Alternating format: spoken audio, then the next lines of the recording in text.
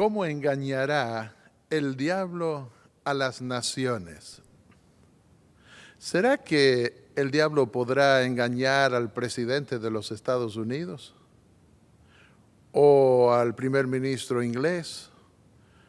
¿O al presidente de Francia o de Rusia o a los líderes de las grandes potencias mundiales? Por supuesto que sí, de eso nos advierte el Apocalipsis. Pero la pregunta que debemos hacernos es, ¿será que el diablo podrá engañarnos a nosotros? Jesús advirtió que engañaría, si fuera posible, en el tiempo final, aún a los mismos escogidos. Digamos algunas cosas acerca de este príncipe del mal. Se enalteció tu corazón, dice el profeta Ezequiel, capítulo 28, versículo 17, a causa de tu hermosura. ¿Cómo sabe una joven que es bonita? Comienza a ver que la miran especialmente cuando ya tiene 15 años. Luego va al espejo para mirarse a sí misma y descubrir la razón de por qué la miran. Bueno, Dios hizo con Lucifer una creación especial y era la admiración de los ángeles de Dios. Pero él vio que había alguien que estaba por encima de él y quiso obtener esa atracción, esa admiración también. Aunque una joven vaya o un joven vaya a un espejo para descubrir la razón de su atracción, nosotros los que ya tenemos más de 40 años vamos al espejo solo para salvar lo que queda de vez en cuando. Bueno, él se enalteció, su corazón se engrandeció a sí mismo a causa de su hermosura. Y para tratar de obtener la admiración mayor que despertaba el mismo Creador, levantó sospechas y calumnias. Y nos dice Apocalipsis 12, versículos 7 al 8, que hubo una gran batalla en el cielo. La lucha comenzó en el cielo, precedió a la introducción del mal en este planeta. Miguel y sus ángeles, sigue diciendo el Apocalipsis, combatieron al dragón. Y el dragón y sus ángeles combatieron, pero estos no prevalecieron, ni se halló ya lugar para ellos en el cielo. ¿Cómo pelearon en el cielo? Si con rayos láser, si cuerpo a cuerpo, qué tipo de armas habrán tenido, es inútil tratar de describirlo porque la Biblia no nos lo dice. Pero fueron expulsados, fue lanzado fuera ese gran dragón, la serpiente antigua que se llama Diablo y Satanás, que engaña a todo el mundo. Fue arrojado a la tierra y sus ángeles fueron arrojados con él. ¿Por qué a la tierra? Porque nuestros primeros padres arriaron la bandera de la libertad. Y así perdieron esa noble libertad de la que gozaron por un corto tiempo en el Edén después de haber sido creados. Y nos dice la Biblia que la serpiente engaña al mundo entero. Es capaz de engañar al mundo entero. Por eso, del cielo fueron expulsados, pero el plan de Dios es también expulsarlo de este planeta y establecer la paz universal que tanto anhelamos. Junto con sus ángeles, nos dice el Apocalipsis, fue arrojado a la tierra.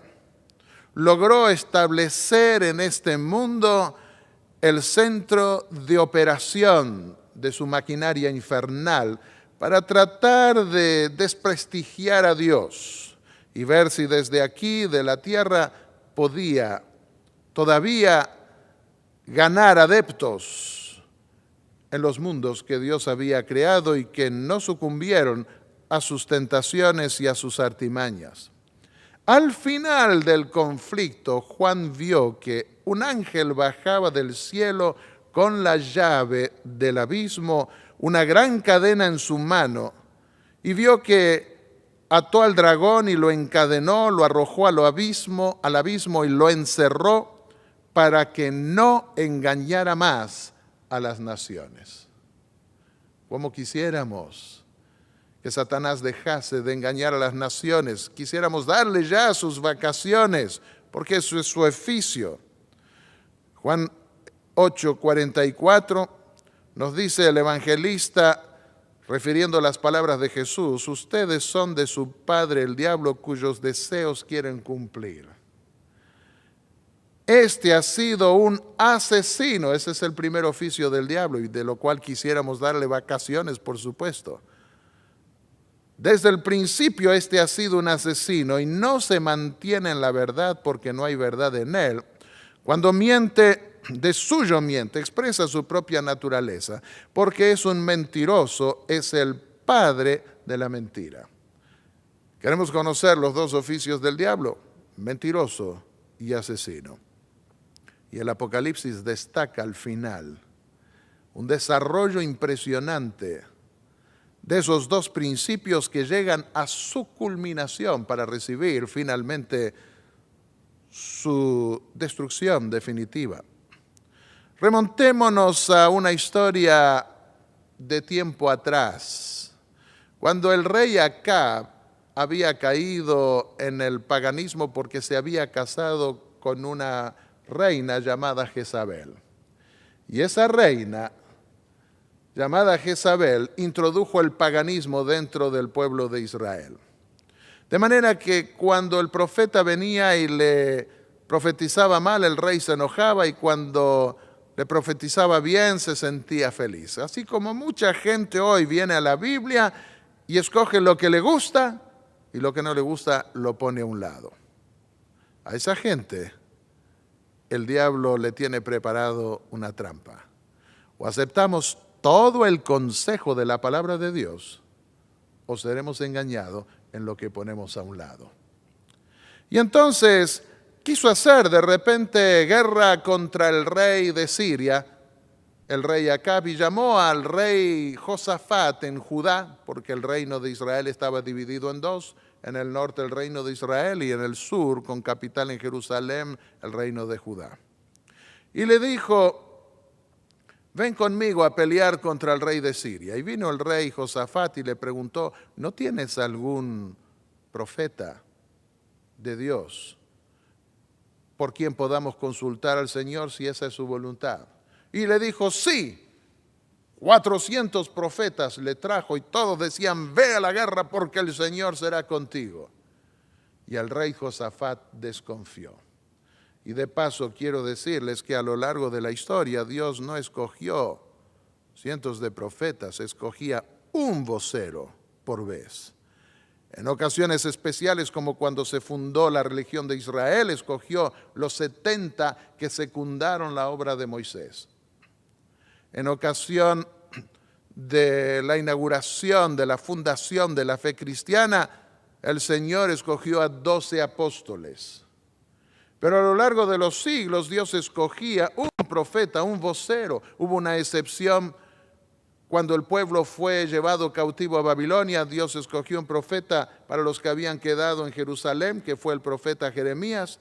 A otro que lo levantó entre las ciudades de Babilonia para los que habían sido exportados a ese lugar, y a otro en la misma corte de Babilonia, que fue Daniel. Ezequiel en las otras ciudades de Babilonia. Pero fue una ocasión especial, pero si no, Dios llamaba a uno. Así que entremos a desconfiar si de repente aparecen cantidad de personas que pretenden tener el don de profecía. Y el rey Josafat le preguntó: ¿no tienes a alguien más? ¿No tienes a alguien que responda de parte de Dios? Y bueno, el rey Acab le dijo: sí, hay uno. Y aquí dice en Primera de Reyes 22:8, según podemos leer, todavía hay alguien por medio de quien podemos consultar al Señor, pero me cae muy mal porque nunca me profetiza nada bueno, solo me anuncia desastres. Este era el problema de Acab. Este es el problema de mucha gente que no quiere escuchar las noticias de los desastres que van a venir sobre el mundo y que están anticipadas en la palabra de Dios. Y entonces vino Micaías, el único profeta de Dios, porque los otros 400 eran falsos. Y el rey le preguntó si debían ir a la guerra. Y yo no sé cómo lo hizo Micaías, pero lo hizo tan bien que el rey se dio cuenta que se estaba burlando de él. Y le dijo, sí, ve a la guerra, que el Señor será contigo. Entonces se enojó el rey y le dijo, ¿hasta cuándo te voy a insistir en que me digas la verdad, solamente la verdad y nada más que en la verdad? Como se hace a menudo en los juicios, en los tribunales hoy en día. Entonces el profeta le dijo, ¿quieres la verdad? ¿Para qué me la pides si nunca la quieres escuchar? Pero ya que me la exiges, ahora te lo voy a decir. Vi al Señor sentado en su trono con todo el ejército del cielo alrededor de él, a su derecha y a su izquierda. Y el Señor dijo, ¿quién seducirá a Acab para que ataque a Ramot de Galaad y vaya a morir allí? Uno sugería una cosa, otro sugería otra. Por último, un espíritu se adelantó, se puso delante del Señor y dijo, yo lo seduciré. ¿Por qué medios?, preguntó el Señor. Y aquel espíritu respondió, saldré y seré un espíritu mentiroso en la boca de todos sus profetas. Entonces el Señor ordenó, ve y hazlo así, que tendrás éxito en seducirlo. Así que ahora el Señor ha puesto un espíritu de mentira, un espíritu mentiroso en la boca de todos esos profetas de su majestad. El Señor ha decretado para usted la calamidad.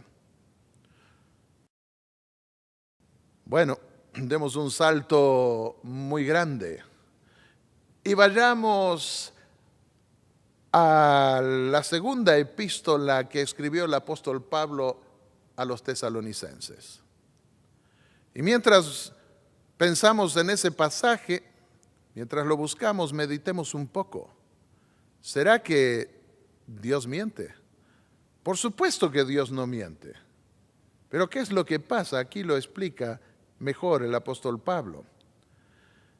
Dice 2 Tesalonicenses 2, versículos 8 al 12, entonces se manifestará aquel malvado o hombre de pecado o anticristo o inicuo, a quien el Señor Jesús derrocará con el soplo de su boca y destruirá con el esplendor de su venida. El anticristo vendría y perduraría hasta la misma venida del Señor porque sería destruido por el Señor. El malvado vendrá por obra de Satanás con toda clase de milagros, señales y prodigios falsos. De manera que aquí nosotros podemos ver que el método de engaño de Satanás tendrá que ver con grandes milagros. De esa manera va a engañar al mundo. Grandes señales, prodigios, pero falsos. Con toda perversidad engañará a los que se pierden. ¿Y por qué los va a engañar? ¿Por qué se van a perder? Por haberse negado a amar la verdad. El problema del rey Acab. A fuerza de rechazar la verdad, Dios lo entregó a un espíritu de mentira. Y el príncipe rebelde, quien llegó a causa de la rebelión del hombre de haberse sometido a la autoridad de quien lo engañó, nuestros primeros padres, él tenía acceso a la entrada de las cortes celestiales. Y por eso él pudo en ese contexto decir cómo lo iba a engañar y dependió de la autoridad o del permiso que Dios le diera. Y Dios le permitió engañarlo, pero no en forma arbitraria, porque Dios no engaña a nadie, pero permite que un espíritu de mentira engaña a todos los que no tienen el amor por la verdad. Por eso Dios permite que por el poder del engaño, por el espíritu mentiroso, literalmente dice el pasaje, crean en la mentira. Así serán condenados todos los que no creyeron en la verdad, sino que se deleitaron en el mal. Bueno, ¿qué es lo que vemos hoy? La nueva era, una guía superior. Pretenden que ángeles o que seres celestiales, luminosos, guían ahora a muchas personas. Digámoslo en forma sencilla, la nueva era tiene que ver con todo lo sobrenatural. Pretende traer en consideración los antiguos ritos o costumbres paganas y se manifiestan poderes sobrenaturales. Y tengamos cuidado porque el apóstol Pablo nos dijo, escribiendo en su segunda carta a los Corintios capítulo 11, versículos 13 al 15, que el mismo Satanás se disfraza de ángel de luz. Así como los falsos apóstoles se disfrazan de apóstoles de Cristo, como si fueran ministros de justicia. No pretendamos que Lucifer, que Satanás va a presentarse de una manera fea, grotesca, como a menudo gusta ser representado y se divierte a causa de eso, porque puede engañar más fácilmente a las personas cuando se presenta como un ángel de luz. En la revista Times del año 95 hablaron de la nueva era de los ángeles, porque se está extendiendo en el mundo entero. Dan testimonios, a veces por televisión, por distintos lugares. Dijo Elena de White, escribió en 1903 que Satanás y los ángeles que cayeron con él aparecerán en la tierra como hombres tratando de engañar. Y eso es lo que estamos percibiendo ahora en estos momentos. Ha penetrado la nueva era en todas las religiones y en el mundo secular. Hace unos años atrás estaba en el aeropuerto de Bogotá leyendo cuando alguien vino y se sentó al lado, y cuando pensé que se acercaba el momento de partir, guardé mi libro y miré a la persona que estaba a mi lado y vi que era una persona vestida de negro y le extendí la mano y le dije, ¿eres sacerdote católico? Y me dijo, sí. Mucho gusto, le dije, yo soy pastor adventista. Se estremeció, se encogió de hombros por un instante y me dije, ¿será que tiene la impresión de que voy a pelear con él? No sé qué ideas tendría de nosotros los adventistas. Y entonces, para manifestarle amistad, que no tenía interés de entrar en controversias con él, le dije, yo me doctoré en la Universidad de Estrasburgo, Francia, y aunque era una facultad protestante de teología, había también en el otro extremo del edificio una facultad católica, de manera que a veces nos reuníamos, católicos y protestantes, para estudiar algunas porciones de la Biblia juntos. Y entonces me dijo, yo también me estoy doctorando. ¿Dónde? Le pregunté. En Roma. Muy bien, le dije. Yo hice una tesis doctoral sobre el día de la expiación, sobre el santuario del antiguo Israel y su proyección en el Nuevo Testamento. ¿Y sobre qué vas a disertar tú? Porque aquellos que se reciben de doctor en teología tienen que escribir un libro y defender las ponencias delante de un jurado. Y entonces él me dijo, sobre la nueva era. Sobre la nueva era, le pregunté, sorprendido, ¿por qué has escogido ese tema? Me dijo, porque yo quiero probar que nosotros los católicos no tenemos nada que aprender de la nueva era. Porque los principios de la nueva era los hemos estado practicando desde siempre. Y entonces quedé sorprendido y me dijo, claro que ahora están viniendo desde la modernidad, desde el mundo secular. Y yo le dije, y antes que la Iglesia Católica ya estaban siendo esos principios practicados por las religiones paganas. Bueno, lamenté haberle dicho eso porque cuando le dije eso reaccionó negativamente y me dijo, yo no creo en la existencia del diablo. Y allí se terminó casi la conversación. Pero quiero decirles, mis queridos amigos, que si nosotros no creemos en la existencia del diablo, somos los primeros candidatos para ser engañados por él. Es cierto que la Biblia no habla mucho del diablo, pero cuando tiene que decir algo lo dice, como lo vimos recién, padre de mentira, ángel se presenta como un ángel de luz para engañar.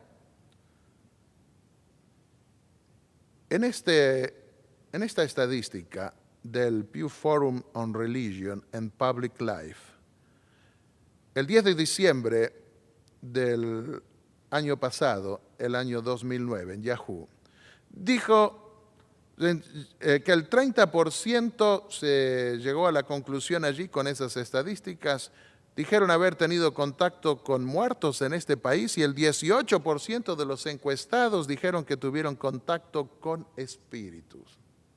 ¿Nos imaginamos en qué mundo estamos viviendo en este país que pretende ser cristiano? El 25% cree en aspectos de la nueva era como la reencarnación, la energía espiritual, en objetos como los árboles, en astrología.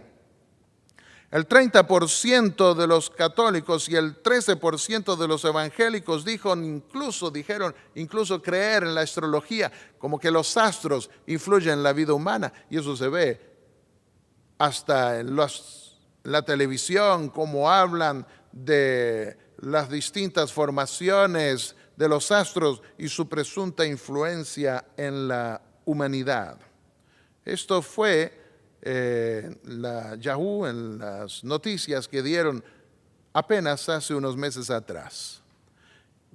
Elena de White escribió en 1911, conforme vayan siendo aceptadas las enseñanzas del espiritismo en las iglesias, irán desapareciendo las vallas impuestas al corazón carnal y la religión se convertirá en un manto para cubrir las más bajas iniquidades. ¿Qué les parece? ¿No está saliendo todo a la luz hoy? Las noticias las están trayendo casi a diario y lo que se ve aún del mismo Vaticano es pedir disculpas, es reconocer cuadros horrendos de abuso de menores y, ¿qué decir?, del homosexualismo, de la violación del séptimo mandamiento en relación con cuadros de adulterio y otras cosas más. Y hasta se habla hoy de misas negras que se practican. Jesús lo advirtió en Mateo 24, versículo 11 y los versículos 23 y 24. Y surgirá un gran número de falsos profetas que engañarán a muchos. ¿Ven ustedes? 400 profetas en la época del rey Acab. El rey Josafat no cayó en la trampa. Ahora también habría muchos profetas y vienen muchos que se las dan de profetas. Entonces, si alguien les dice a ustedes, miren, aquí está el Cristo, ¿cuántos hay que se creen el Cristo encarnado? O allí está, no lo crean. Porque surgirán, dijo Jesús, falsos cristos y falsos profetas que harán grandes señales y milagros para engañar, de ser posible, aún a los elegidos. Queridos amigos, aún aquellos que conocen la palabra de Dios pueden caer bajo las artimañas de este personaje a quien algunos lo han calificado muy bien de que sabe más por viejo que por diablo. Porque lleva años y milenios engañando a los seres humanos y conoce perfectamente bien nuestros puntos más débiles. En esta diapositiva dejé el formato de lo que me mandó un amigo que es psicólogo. En Estados Unidos y en muchos otros países se exige a todos los profesionales, especialmente los profesionales de la salud, que asistan a cursos de educación continua. Aquí en Estados Unidos, unas 30 horas por año deben tenerlos para poder seguir cumpliendo con su oficio.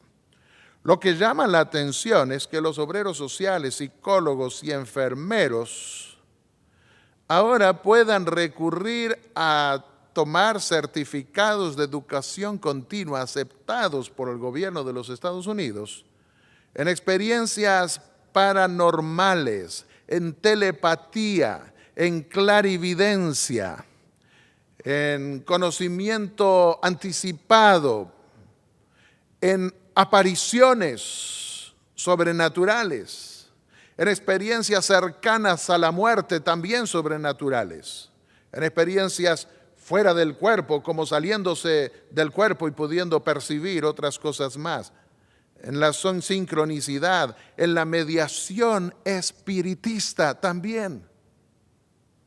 Y lo usan cada vez más en clínicas y hospitales para diagnosis y tratamiento. Miren ustedes, lo que se practicaba antes en forma oculta, ahora ha tomado visos de algo científico. De manera que cuando vamos a hacernos ver por un profesional de la salud, tenemos que tener mucho cuidado de ver qué clase de filosofía tiene y a qué principios puede recurrir. Allí mi amigo psicólogo me contó que una joven que trabaja en un grupo de psicólogos y psiquiatras en la ciudad donde está, allí hizo unas experiencias, cómo pudo levantar a una persona pesada siendo esa mujer menuda, pequeña y no muy fuerte, solo con el dedo meñique pudo levantar a una persona haciendo ciertos ritos. Esas son experiencias sobrenaturales. En 1885 anticipó Elena de White, a quienes los adventistas creemos que Dios le dio una iluminación especial, anticipando lo que iba a suceder en el fin del mundo para que nosotros tuviésemos una dimensión todavía mayor de lo que nos esperaba. Pero que hoy se está cumpliendo, porque lo que escribió tiene mucho más valor hoy que en su época. A medida que nos acercamos al fin del tiempo, escribió ella, habrá una demostración cada vez mayor de poder pagano.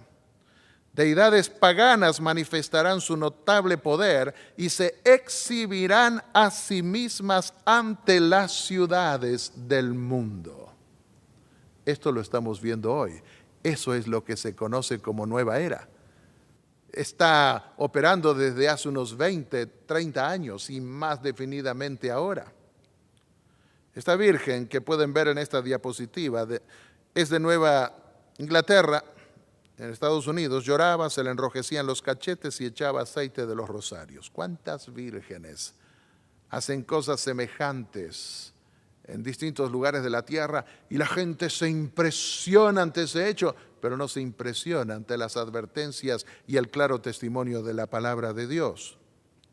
En este libro, El Vaticano contra Dios, el libro prohibido por el Vaticano, dice Via Convento in Vaticano, de los milenarios. Este libro no fue escrito por gente que habla contra la Iglesia Católica, fue escrita por obispos, por personas, sacerdotes que trabajan dentro del Vaticano.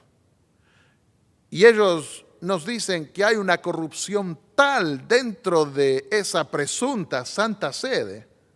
Está la corrupción que decidieron publicarla porque no la toleran más, no pueden soportarla. Y como una manera de obligar a purificar la iglesia, recurren a eso. Pobre ilusión, porque así tampoco van a resolver el problema del pecado, de la corrupción que hay en lugares de esa naturaleza, porque buscarán de alguna forma cubrirlo más. Drogas, sexo y homosexualidad ven en la cúpula de la Iglesia Católica, abusos y luchas de poder, espiritismo, y cuentan experiencias y muestran lo que allí ocurre. Bueno, como si fuera poco, en el año 2000, el 21 de mayo, CENIT, el órgano informativo del Vaticano por Internet, advirtió algo que podemos poner en armonía con lo que ya nos había anticipado 2000 años atrás el apóstol Juan en el libro del Apocalipsis, cuando en el capítulo 18 dijo que Babilonia, símbolo de Roma, se transformaría en guarida de todo espíritu inmundo. Miren lo que dice. En Italia se está poniendo de moda hablar con los muertos, vuelve el espiritismo con una cara nueva. Los obispos afirman que se han multiplicado en la región los encuentros, seminarios de estudios y congresos centrados en la espiritualidad del más allá, donde los fines de semana acuden personas que guardan luto para escuchar a los ponentes que hablan de la esperanza de la comunicación ultraterrena. Dentro de estos grupos actúan incluso sacerdotes conocidísimos por la actividad que desarrollan en la comunidad cristiana y, por si fuera poco, en algunos de estos encuentros se celebra incluso la misa en comunión con los muertos. Por eso se habla del espiritismo. Y a esas misas se las llama misas negras, porque tienen que ver con comunión, con demonios. Oyeron hablar del padre Gabriele Amorth. Bueno, se lo considera como el mayor exorcista del Vaticano. Él llevó a cabo unos 70,000 exorcismos en 25 años. Lo que se puede sacar un promedio de alrededor de 10 exorcismos por día. Hace unos años atrás había dicho que eran como 50,000, ahora ya lleva como 70,000 según él. Como 10 exorcismos por día. Muchos cardenales, según dice él, no creen en Jesús y muchos obispos están ligados al demonio en el Vaticano. El Papa Benedicto XVI lo llegó a considerar el mayor exorcista del Vaticano. Sin embargo, ellos establecieron un manual de exorcismo que, según el padre Gabriele Amorth, no tiene nada que ver con la realidad. ¿Qué dijo Jesús? Jesús advirtió sobre lo que iba a pasar. Advirtió que muchos pretenderían en su nombre quitar muchos demonios, y es lo que estamos viendo aquí. El 11 de marzo, en el diario Telegraph, el 11 de marzo de 2010, llegó a decir este exorcista: el diablo reside en el Vaticano. Bueno, Babilonia, símbolo de una iglesia corrupta, madre de rameras, dice Apocalipsis 18:2, se advierte que se volvería habitación de demonios, guarida de todo espíritu inmundo. Una mujer, símbolo de una iglesia, y por ser prostituta, símbolo de corrupción. Y se transformaría en habitación de demonios. Una vez compramos una iglesia en Atlanta y los miembros de esa iglesia nos pidieron quedar unos 2 o 3 meses hasta poderse mudar, y como ellos se reunían un día diferente no había problemas. Y un día fuimos y allí alguien quedó endemoniado cuando todavía no habían terminado de irse, y ahí empezaron a orar y a hacer un espectáculo, y me di cuenta que estaban haciendo un show para testificar, entre comillas. Después les dije a los hermanos: si yo voy a una iglesia para quedar endemoniado y que vengan a quitármelo, para eso me quedo en mi casa, porque ni me quedo endemoniado, ni me posesiona el diablo, ni tampoco me lo tienen que quitar. Cuidado con todo eso. Dice Apocalipsis 13, versículos 13 y 14, que hacía un poder que pretendía tener los símbolos del Cordero del reino de Cristo, grandes señales milagrosas, incluso la de hacer caer fuego del cielo a la tierra a la vista de todos. Un falso Pentecostés, lo consideran algunos, porque en el Pentecostés, al fundarse la fe cristiana, descendieron lenguas como de fuego sobre los discípulos. Pero ahora se nos advierte de un falso descenso que pretenderá ser como fuego del cielo. Y dice: con estas señales que se le permitió hacer en presencia de la primera bestia, símbolo del anticristo, engañó a los habitantes de la tierra. Nosotros encontramos hoy que millones están cayendo bajo todo tipo de engaño. ¿Escucharon ustedes hablar del avivamiento de la risa? o de la borrachera espiritual o de la carcajada santa. Se arman unos espectáculos de risotadas en esas iglesias, se revuelcan como si tuvieran cosquillas y a eso lo llaman el descenso del Espíritu Santo. Yo estaba en Ucrania y allí en ese país que estuvo dominado por la Unión Soviética, por el gobierno comunista ateo por muchos años, pudieron en nuestra iglesia levantar una clínica frente al río Dnieper. Qué linda vista que tenía esa pequeña clínica. Y tenían principios de salud que practicaban, enseñaban, principios de vida sana y lograban que viniera mucha gente. Entre las personas que vinieron estaba un alto militar ruso que cuando llegó a conocer a Dios en esas casi 2 semanas que estuvo en ese lugar, pidió perdón por haber castigado, torturado y maltratado a varios pastores adventistas bajo el régimen ateo que había gobernado la Unión Soviética durante tantos años. Pero él decía, yo no conocía a Dios, yo no sabía esto y ahora lo que me queda es pedir perdón. Bueno, a esa clínica llegó una persona que quedó una noche poseída por el demonio. Ya tenía problemas y por eso esa persona la habían mandado allí. Con la boca, con los dientes, arrancó un caño que era el caño de la calefacción. Y estuvieron orando a Dios para la liberación y se dio la liberación, pero cuando se liberó del demonio y podía estar ahora en paz, escucharon en uno de los cuartos una carcajada. Y vino una persona a las risas y dijo, no sé lo que me está pasando, pero me parece que me provino de esa persona. Lo que le estaba pasando a él me vino a mí, no puedo controlarme y estaba allí a las risas. Bueno, oraron por él también.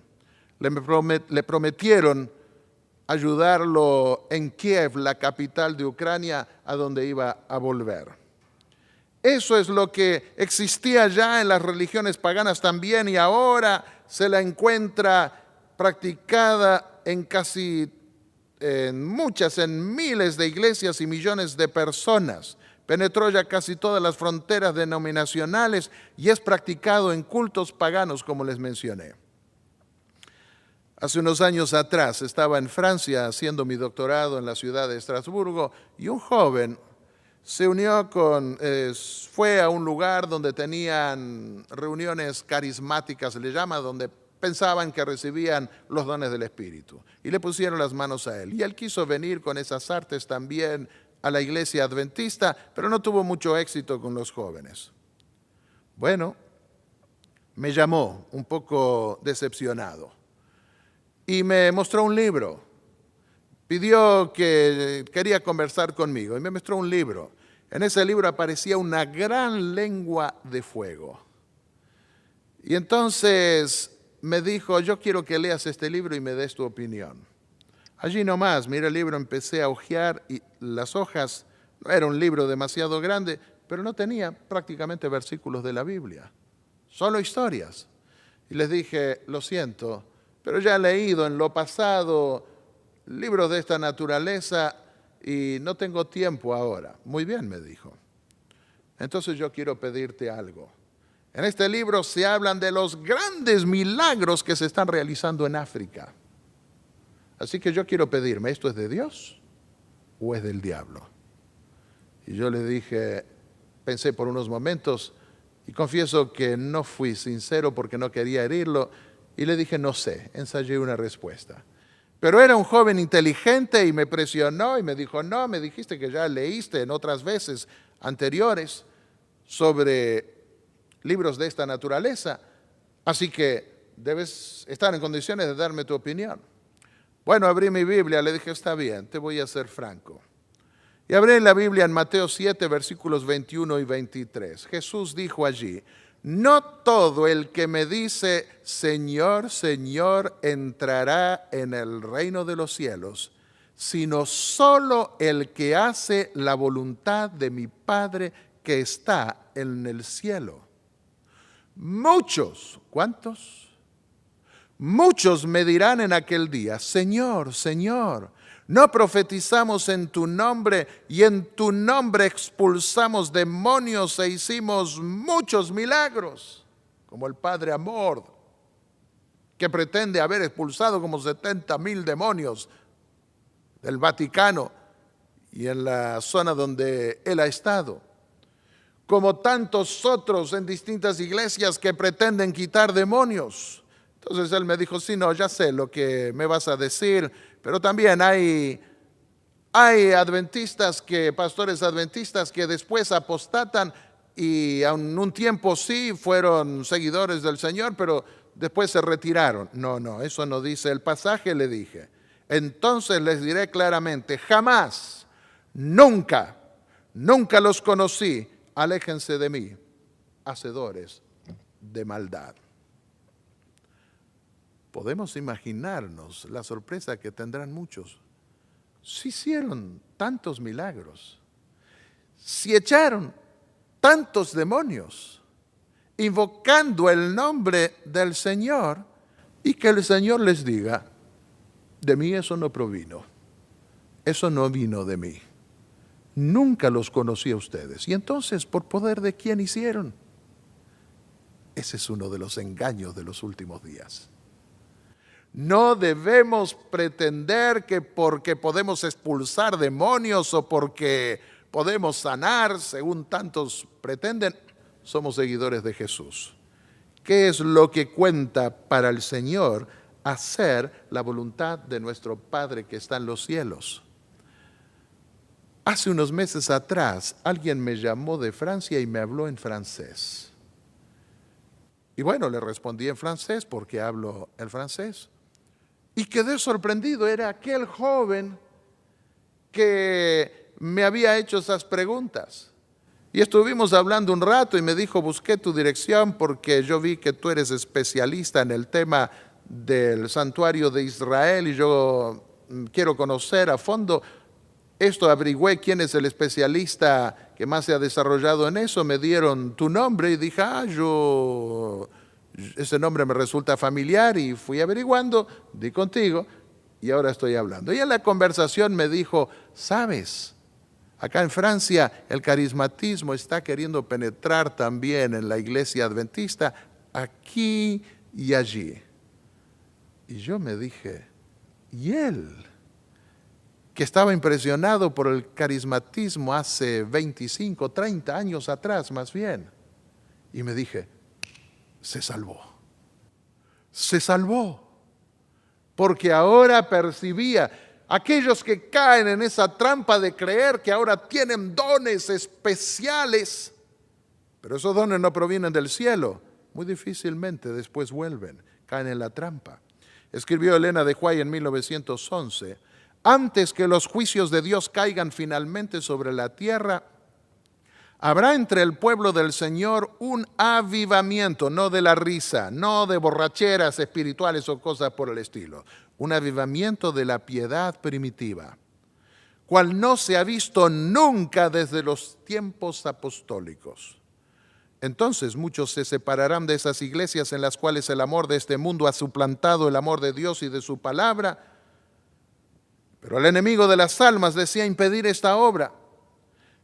Y antes que llegue el tiempo para que se produzca tal movimiento, tratará de evitarlo introduciendo una falsa imitación.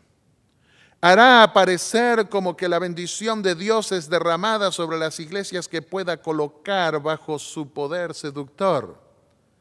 Allí se manifestará lo que se considerará como un gran interés por lo religioso.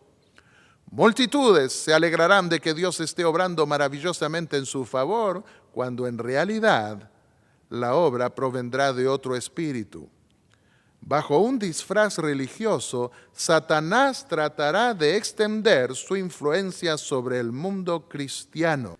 Hay una agitación emotiva, mezcla de lo verdadero con lo falso, muy apropiada para extraviar a uno.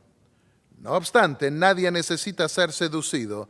A la luz de la palabra de Dios no es difícil determinar la naturaleza de estos movimientos.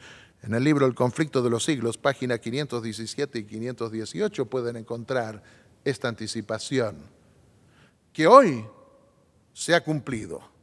Ya se está cumpliendo desde hace varios años después que ella escribió esto. ¿Qué nos dice la palabra de Dios?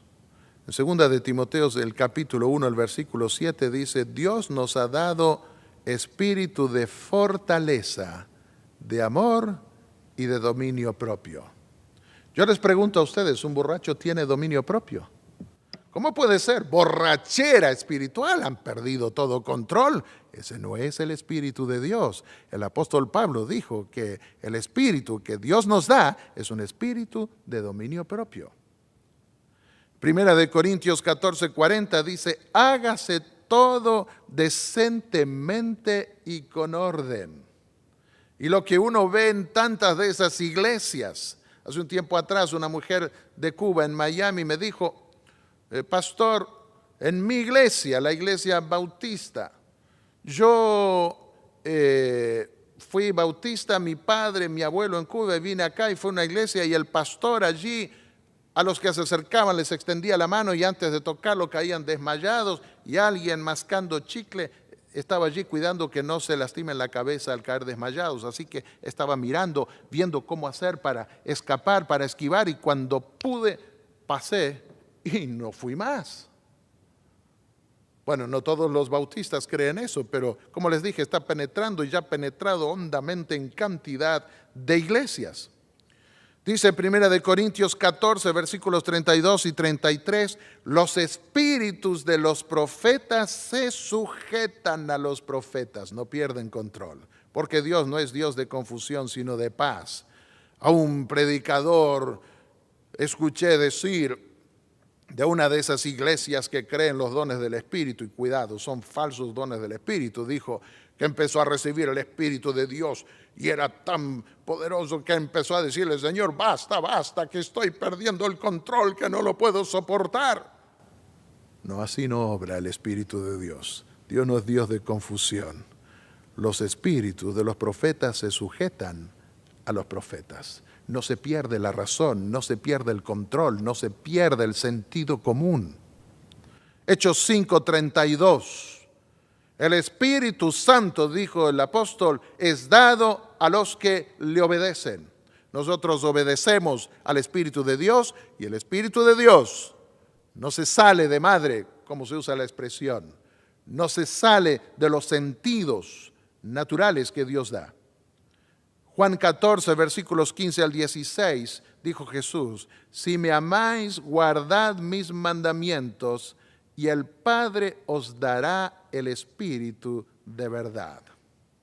Es el Espíritu de verdad, no es el espíritu de mentira. Y la verdad está en los mandamientos. Todos tus mandamientos son verdad, dijo el salmista David en el Salmo 119. Dice que somos elegidos, 1 de Pedro 1, versículo 2, fuimos elegidos según la presciencia de Dios Padre en santificación del Espíritu para obedecer. Hace varios años atrás también me habían invitado a dar conferencias en la iglesia de Hollywood en Los Ángeles.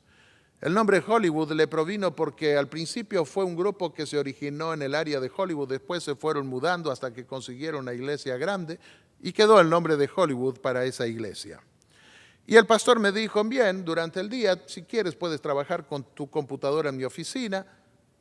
Y atendía a veces los teléfonos que venían, y un día sonó el teléfono y me presenté como pastor adventista, pero visitante. Y la mujer me dijo: yo soy pastora, soy dirigente, tengo varios pastores a mi cargo. No voy a decir el nombre de la iglesia, pero era una de esas iglesias que hace un espectáculo especial con los milagros. Y entonces, cuando ella se enteró que yo era doctor en teología y que daba conferencias, me dijo: ¿no podría venir a hablarnos aquí a todos los pastores de mis iglesias? Bueno, sí, le dije. ¿Y de qué quisiera que les hable? Y me dijo: de ética pastoral, de comportamiento pastoral. Eso es lo que significa ética. ¿Por qué?, le pregunté asombrado. ¿Tienen algún problema? Ah, pastor, me dijo ella, ante la manifestación tan grandiosa del Espíritu de Dios, porque están ocurriendo milagros, el Espíritu Santo está descendiendo con poder, se ve la gloria de Dios y nuestros pastores se están yendo con jovencitas, me dijo. Quedé impactado. Y entonces le dije, mire, algunos principios de ética pueden servir, pero esos pastores en primer lugar deben convertirse. Porque dice la epístola a los Romanos, el capítulo 8 y el versículo 7, que los que viven según la carne no se sujetan a la ley de Dios, ni tampoco pueden.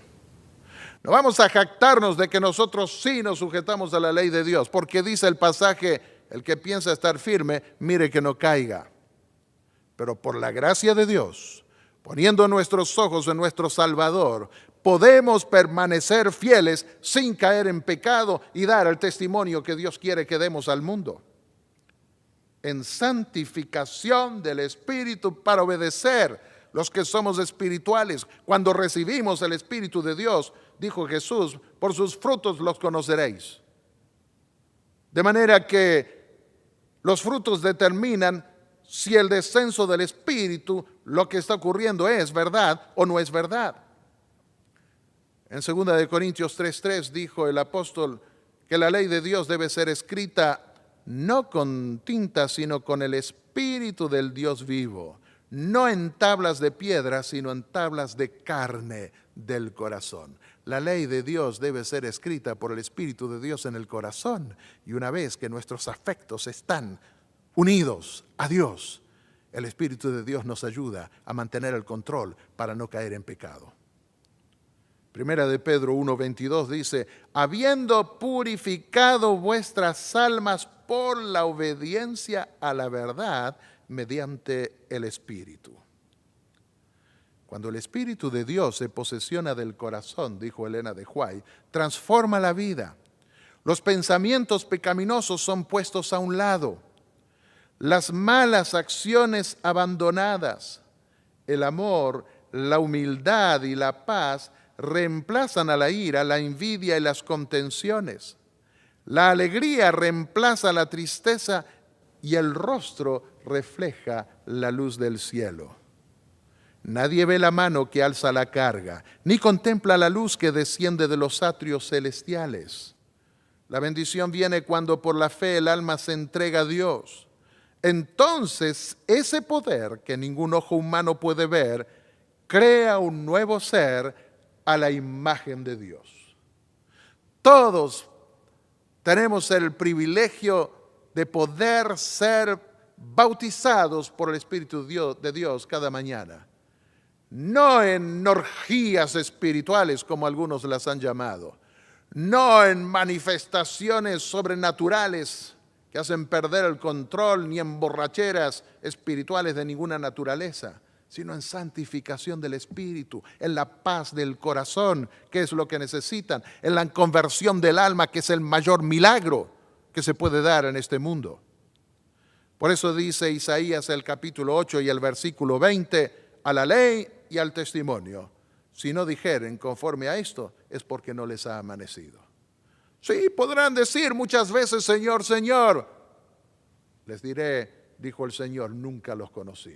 Sí, podrán pretender hacer milagros, podrán pretender echar muchos demonios. El Señor les dirá, nunca los conocí. Qué terrible. Lo que cuenta es hacer la voluntad del Padre, a la ley y al testimonio. Digan lo que digan. Si no dicen conforme a eso, si no exaltan la ley de Dios, es porque no les ha amanecido. Dice Apocalipsis 12:17, entonces el dragón se enfureció contra la mujer, símbolo de la iglesia verdadera, y se fue a hacer guerra contra el resto de sus descendientes. En el fin del mundo, todo el mundo sería engañado, todas las naciones, las religiones también serían engañadas, pero habría un resto que tendría las características: obedecen los mandamientos de Dios y tienen el testimonio de Jesús. Guardan los mandamientos de Dios y tienen la fe de Jesús, dice Apocalipsis 14:12. En el tiempo del fin, el Apocalipsis no identifica al último remanente con los milagros, no porque no haya milagros, sino porque eso no sería lo esencial. Identifica a ese resto con dos cosas: los mandamientos de Dios y la fe de Jesús. Muchos entrarán al reino de los cielos sin haber hecho nunca ningún milagro espectacular, sino que revelaron en su vida los principios del más grande milagro, la conversión del alma a la ley de Dios, la transformación del carácter, la transformación de la vida. Y no porque no iban a darse milagros, sino porque los milagros no serían un factor prominente y decisivo para determinar dónde está la verdad. El mayor milagro es la conversión de toda alma engañada por el pecado. En esto consiste la paciencia de los santos, dice Apocalipsis 14:12, hablando del último grupo, los cuales obedecen los mandamientos de Dios y tienen la fe de Jesús. Esa es la característica esencial. Bueno, Apocalipsis 16, versículos 13 y 14 y 16, vuelve a insistir el Apocalipsis: y vi salir de la boca del dragón, de la boca de la bestia y de la boca del falso profeta. Perdónenme, pero no tenemos tiempo de considerar estos símbolos ahora. Me interesa, el objetivo de esta reunión, de este mensaje, es considerar cómo el diablo va a engañar a las naciones. Dice: 3 espíritus malignos que parecían ranas, rastreros, poderes que vienen de abajo, no como los ángeles verdaderos de Dios que provienen del cielo. Son espíritus de demonios que hacen señales milagrosas y que salen a reunir a los reyes o gobernantes del mundo entero para la batalla del gran día del Dios Todopoderoso. Cuidado, sigue diciendo Jesús. Vengo como ladrón. El ladrón no avisa, sino que viene de sorpresa. Y aunque Jesús avisó, vendrá como ladrón, porque la gente no habrá prestado atención a sus advertencias. Dichoso el que se mantenga despierto con su ropa a la mano, no sea que ande desnudo y sufra vergüenza por su desnudez. El resultado final, Apocalipsis 19:20, pero la bestia, el anticristo, fue capturada junto con el falso profeta. Este es el que hacía señales milagrosas en presencia de ella, con las cuales engañaba a los que habían recibido la marca de la bestia y adoraban su imagen. Cómo me gustaría poderles hablar de todo ese simbolismo y viendo en quiénes y en dónde y cómo se está cumpliendo ahora. Pero conformémonos en esta noche solo con considerar el método con el cual el diablo está engañando al mundo entero. Los dos fueron arrojados vivos al lago de fuego y azufre, dice Apocalipsis 19:20. Apocalipsis 17:14 habla del otro grupo, de ese resto, de ese remanente, otra vez, y destaca: las potencias, las naciones de la tierra, todos los que serían engañados por el príncipe del mal, le harán la guerra al Cordero, Cristo, Jesús. Pero el Cordero los vencerá, porque es Señor de señores y Rey de reyes, y los que están con Él son sus llamados, sus escogidos y sus fieles. ¿Por qué fieles? Porque guardan los mandamientos de Dios, guardan la fe de Jesús también. ¿Por qué llamados? Porque el Espíritu de Dios, ese Espíritu de verdad, los llama. ¿Por qué escogidos? Porque son escogidos de entre todo el mundo, por haber tenido el amor por la verdad. Los otros, por rechazar la verdad, son entregados a un espíritu de mentira. Concluyamos, sintetizando las características de los falsos grupos según el Apocalipsis. Engañan al mundo entero. Hacen grandes milagros mentirosos, ese es el sistema de engaño. Hasta hacen caer fuego del cielo.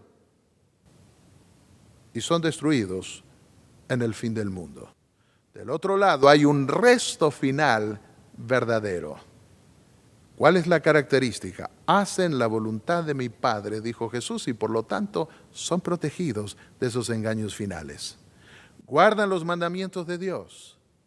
Son elegidos como un resto fiel, lo que queda, y obtienen la recompensa que es la vida eterna. ¿Quieres tú también ser transformado a la imagen de Dios y protegidos de los engaños de los últimos días? ¿Cuántos de nosotros queremos pedirle al Señor que nos libre de los engaños finales? Que así sea, es mi deseo. Amén. Vamos a concluir con una palabra de oración. Padre y Dios Santo, que estás en los cielos, te pedimos que nos libres de tantos engaños que se han extendido por todo el mundo. Si hay alguien que escucha este mensaje y que está confundido, que pueda, Señor, poner su fe y su confianza en tu palabra, porque solo a través de ella podemos desenmascarar esos engaños. A través de grandes milagros engañosos, ¿cuántos son desviados del propósito de honrarte a ti? Porque el falso espíritu, un espíritu que no proviene de ti, nunca conduce a la verdad, ni tampoco a poner el alma y la vida en armonía con tu ley. Ayúdanos a vivir en armonía contigo y con tu palabra, y que podamos ser librados de esos engaños que están en todo el mundo, y así poder formar parte de tu reino, de ese reino que pronto establecerás para siempre cuando tu Hijo venga en las nubes de los cielos. En el nombre de Jesús te lo pedimos y agradecemos. Amén.